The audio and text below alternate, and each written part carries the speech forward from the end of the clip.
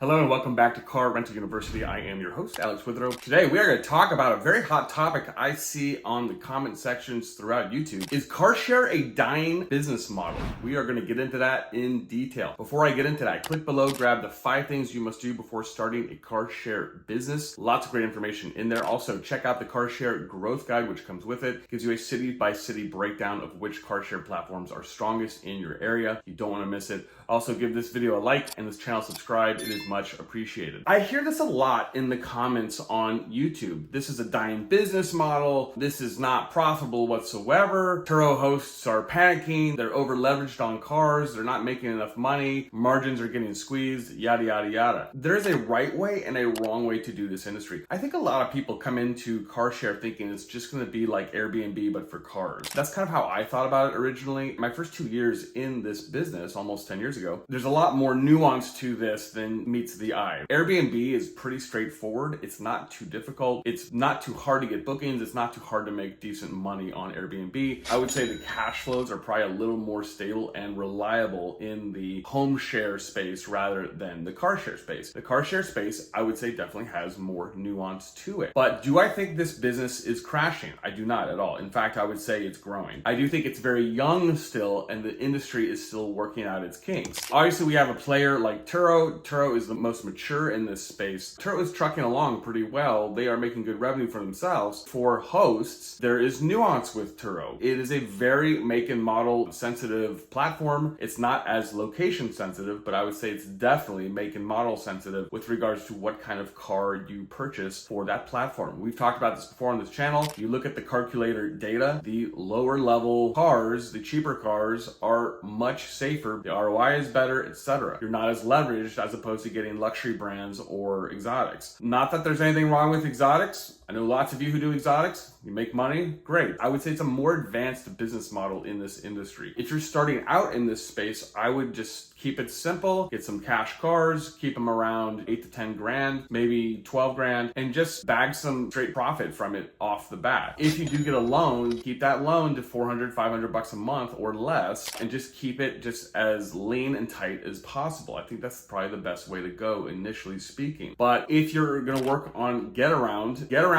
isn't that make and model specific. People are typically just looking for a car that runs and moves on that platform, but you do need some kind of reliable sedan. On Getaround, you definitely need a reliable sedan, but it's more location sensitive. You definitely want to put those cars in downtown areas of cities because those people are typically urbanites who don't have cars, who are just looking for a car for a day to run errands or weekend trip and whatnot. So the clientele is a little different between Turo and Getaround. That really brings me to my first point, is that you need to understand the differences between the clientele on these different car share platforms and when to use them and when not to use them. That's a really important component of this business. Secondly, I know a lot of you resist this, but I would say that you need to get to learn and understand rideshare drivers and Uber drivers. This is the future of this business, in my opinion. Rideshare drivers are not going away. They always need cars. There are so many people that come to this country who don't have a job and just want to start working somehow. They rent cars. They need rideshare cars. They need to make earnings for themselves. Now, if you've been in business at all, if you've dealt with rideshare drivers at all, you know that they are a headache many times. I've talked about this many times on this channel, how to vet them, how to find the right people. I've had many cars over the years that have had wonderful, great rideshare drivers. But yes, there is a science to this on some level. There is a wide variance of how rideshare drivers can go. If you get the wrong driver, they probably will crash or steal your car.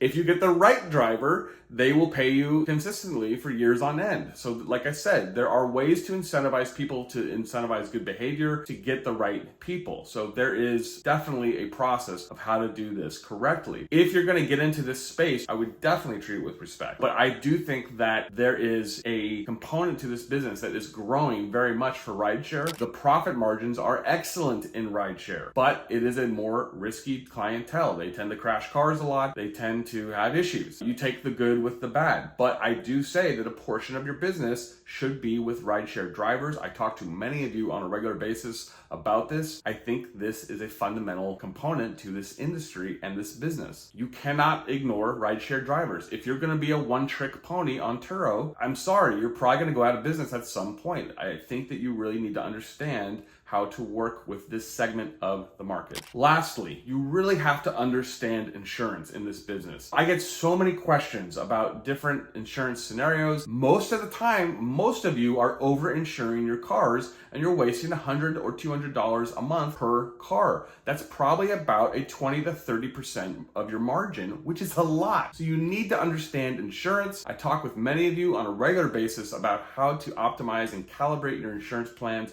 to your fleet, to what you are doing specifically with car share and ride share. It is really important to understand this because it's going to save you money. That is what I'm always trying to do with you guys, is save you guys money. I've done it for a lot of you. This is so important to understand because it's really eating up 20 to 30% of your margin. I wouldn't say it has just tons of cash to go around. You really have to understand how to calibrate insurance to make sure that your margins are optimized. This is super important in this business. Overall, do I think car share is dying? Absolutely not. Basically, I have staked my whole life on it at this point. I feel very strongly that it is continuing to grow. Do I think it's perfect at this point? No. Do I think it is working out the kinks? Yes. But I think in 5 years, this business and this industry is actually going to get a lot better. I think there was a lot of interest in it about a year or two ago. It's kind of waned for a little, but I do think it's starting to come back. I have conversations with executives in this industry all the time, and they are slowly working out the kinks. I really do think that in 2 or 3 years, we're going to get a situation where this becomes a lot more passive. The money makes sense. The revenue is going to be there, and it's really going to work together to make this a great situation for hosts. I don't think it's perfect at this point, but I do think that is coming where it will become much more mainstream. So that said, I promise it's not going anywhere. It is here to stay. Like I said, it is just working out the kinks. Before I go, click below, grab the 5 things you must do before starting a car rental business. I will catch you in the next episode. Thank you.